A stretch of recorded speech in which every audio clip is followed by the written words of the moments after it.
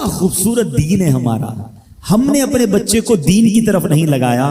اگر ہم بچے کو دین کی طرف لگا دیتے, دین اس کو ہماری خدمت کی طرف لگا دیتا.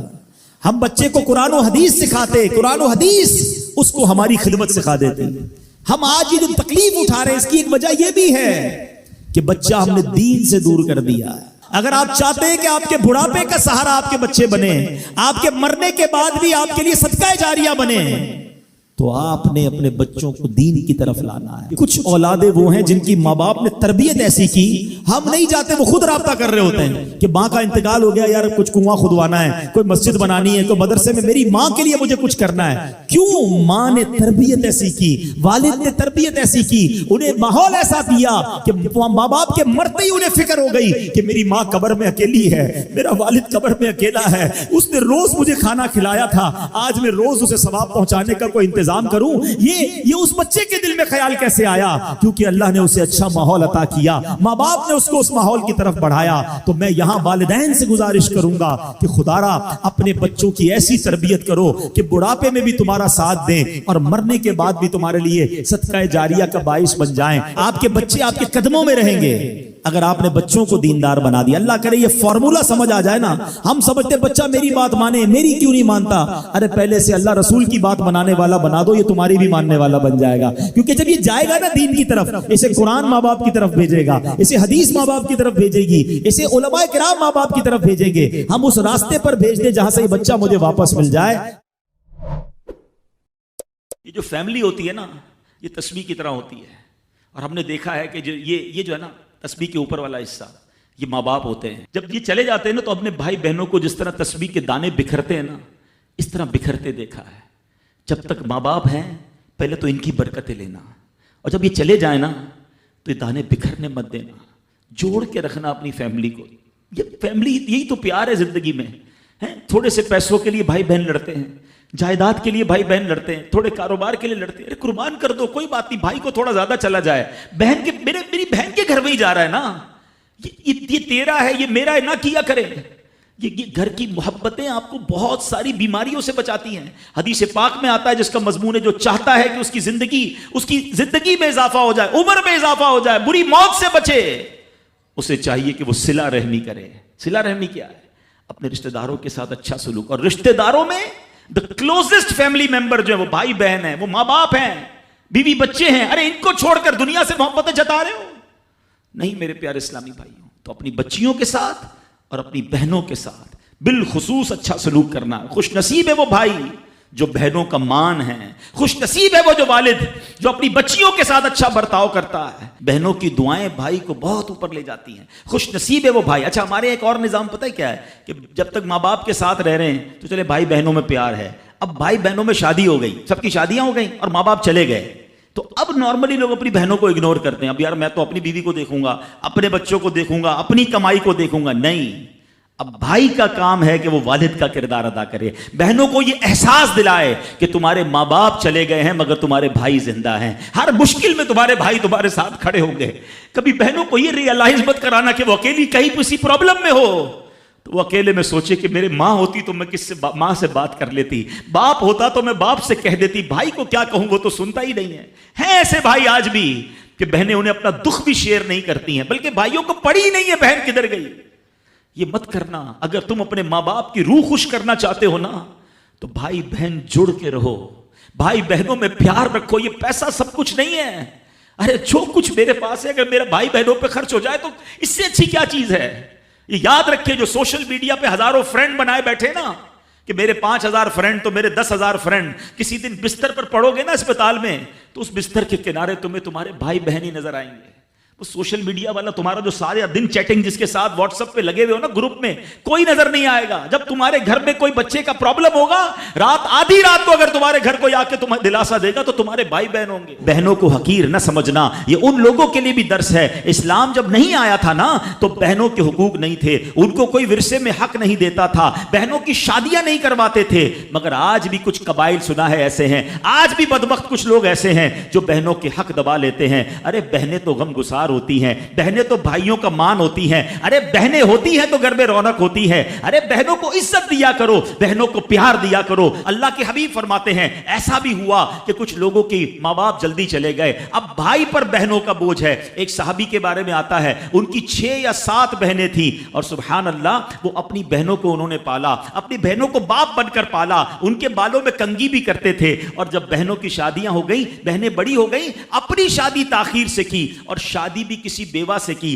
पूछा गया कि क्यों बेवा से शादी की? कहा मेरी बहनों को एक मां की हाजत थी, मैं कोई जवान लड़की ले आता तो बहनों का क्या होता। अल्लाह अकबर, ये सहाबा का अंदाज। और आज जो बहनों का हक दबाते हैं, आज जो बहनों को जलील करते हैं, न करना। हमारा इस्लाम बहनों से मोहब्बत का दर्स देता है। हजरत सैयदना शेख अबुल हसन अंताकी रहमतुल्लाहि तआला अलैह के पास एक बार बहुत से मेहमान आ गए। अच्छा, अब जब मेहमान आ गए तो खाने में कुछ रोटियां कम थी।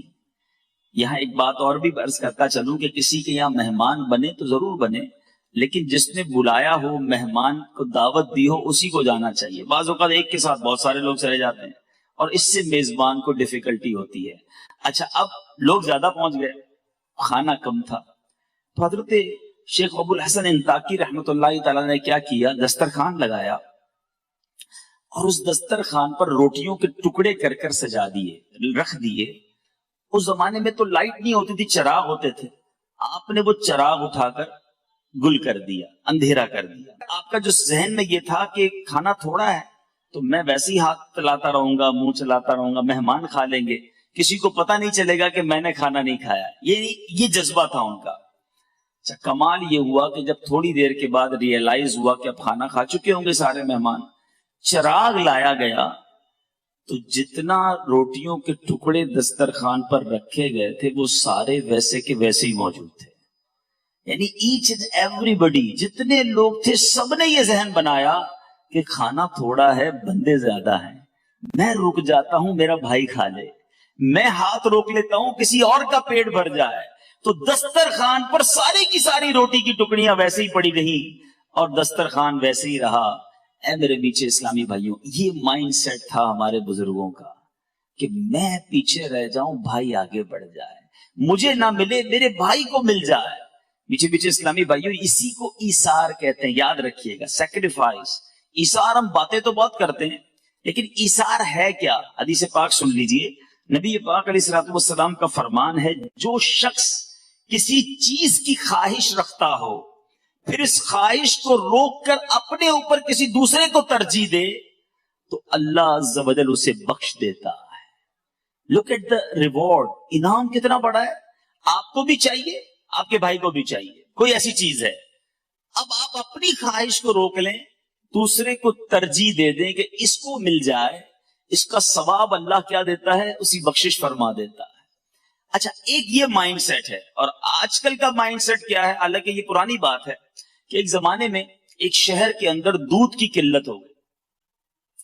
अनाउंस किया गया कि एक बड़ा सा कुआं है, सारे शहर के लोग आए और एक एक प्याला दूध का इसमें डाल दें तो ये कुआं दूध से भर जाएगा, तो जो शहर में कमी है वो पूरी हो जाएगी।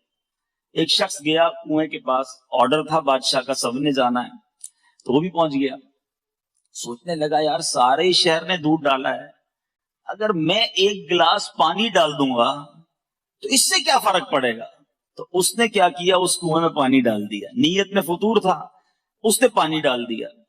सुबह हुई, जब उस पर्दा हटाया गया उस कुएं के ऊपर से, तो वो पूरा का पूरा कुआं जो था वो पानी से भरा हुआ था। यानी हर शहर के बंदे ने यही सोचा कि मेरे एक गिलास पानी से क्या होगा, किसी ने दूध नहीं डाला। एक ये माइंडसेट है कि मैं गलत कर रहा हूं, एक से क्या हो जाएगा। और एक वो माइंडसेट था कि मैं भूखा रह गया तो क्या हरज है, मेरे भाई का पेट भर जाए। ईच एंड एवरीबडी वहां भूखा रहा और यहां पूरे शहर ने पानी का गिलास डाल दिया। मैं किस तरफ की सोच रखता हूं कि मेरा भला हो जाए, सामने वाले का बेड़ा गर्क हो जाए, ये मेरा जहन है। ये मेरा जहन ये है कि सबका भला, सबकी खैर, सबके भले में अपनी खैर। दूसरों का जो अच्छा सोचता है ना, उसका हमेशा अच्छा होता है।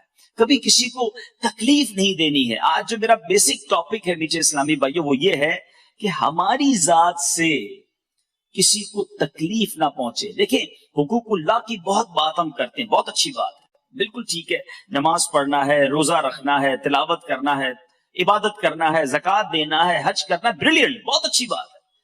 لیکن حقوق اللہ کے ساتھ ساتھ ایک بہت بڑا چیپٹر ہماری لائف میں حقوق العباد کا بھی ہے, اور یہ موسٹ امپورٹنٹ چیپٹر ہے. کیونکہ روایتوں میں آتا ہے, علماء فرماتے ہیں جب کوئی اللہ کے حقوق پامال کرتا ہے نا, نماز نہیں پڑھتا, روزے نہیں رکھتا, گناہ کرتا ہے, اگر مرنے سے پہلے وہ سچی توبہ کر لے, اللہ کی رحمت سے امید ہے اللہ اپنے سارے حق اسے معاف فرما دے گا. لیکن اگر کسی نے کسی مسلمان کا دل دکھایا ہے, کسی کے ساتھ دھوکہ کیا ہے, کسی سے مال دبا لیا ہے, کسی پر ظلم کیا ہے, حقوق العباد اس نے ڈسٹرب کیے لوگوں کے, جب تک بندہ معاف نہیں کرے گا جب تک اللہ بھی معاف نہیں فرماتا. تو ذرا غور کیجئے کہ اس پر کتنی توجہ دینے کی ضرورت ہے. ایک بار نبی پاک علیہ الصلوۃ والسلام نے بڑی خوبصورت حدیث پاک, آج ہم کہتے ہیں نا یار بڑا اچھا آدمی ہے, یہ بہت سارا ماڑو ہے. اچھا اپنے بارے میں بھی لوگ کہتے ہیں میں بہت اچھا آدمی ہوں. آج میں آپ کو حدیث پاک کے ذریعے سے بتاتا ہوں کہ کون اچھا ہے کون برا ہے. نبی پاک علیہ الصلوۃ والسلام نے فرمایا کیا میں تمہیں اچھے اور بروں کی خبر نہ دوں؟ میرے آقا خود فرماتے ہیں کہ اچھے کون ہیں اور برے کون ہیں. صحابہ کرام خاموش رہے. میرے آقا نے 3 بار سوال کیا. ایک شخص نے عرض کی یا رسول اللہ صلی اللہ علیہ وسلم, جی ہاں ہمیں اچھوں بھلوں اور بروں کی خبر عطا فرما دیجئے. اب غور سے سنیے گا, اب آپ خود چیک کر لیں, جتنے یہاں بیٹھے ہیں, جتنے بعد میں چینل پر دیکھیں گے, خود غور کر لیں کہ میں اچھا ہوں یا برا ہوں. نبی پاک فرماتے ہیں تمہارا بھلا وہ شخص ہے جس سے خیر کی امید کی جائے اور اس کے شر